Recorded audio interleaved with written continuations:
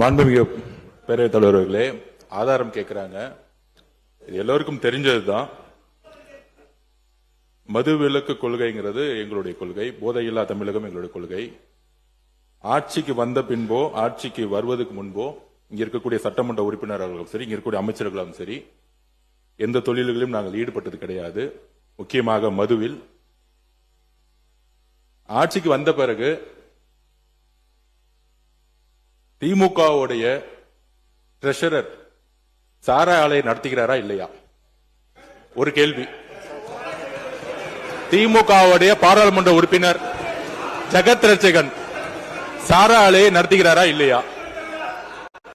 அப்ப சாராய ஆலையை நடத்தி கொண்டு டாஸ்மாக் நிறுவனம் மூலம் யார் வாங்கினது?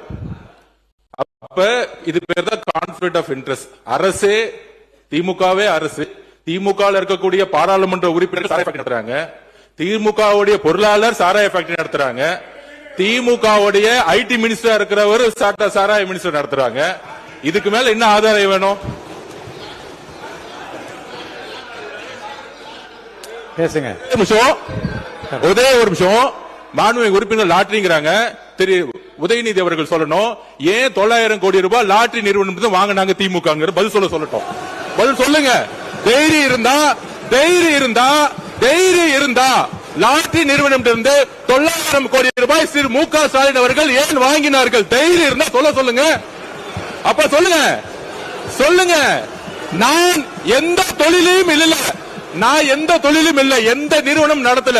தைரியம் இருந்தா ஏன் நடத்துறாங்கன்னு சொல்லுங்க. அதுக்கப்புறம் பதில் சொல்லலாம். மாண்புமிகு எதிர்க்கட்சி தலைவர், மாண்புமிகு பேரவைத் தலைவர் அவர்களே,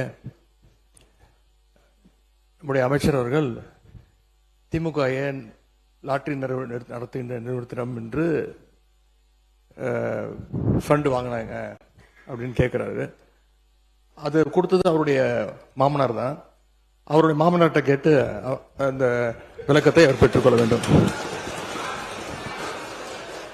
அது அவரும் உங்க அப்பாவுக்கு மட்டும்தான் தெரியும். உங்க அப்பா கிட்ட தான் கேட்கணும், எனக்கு தெரியாது. அப்பாவை இங்க காணோம். வீட்டுக்கு போய் உங்க அப்பாட்ட கேளுங்க.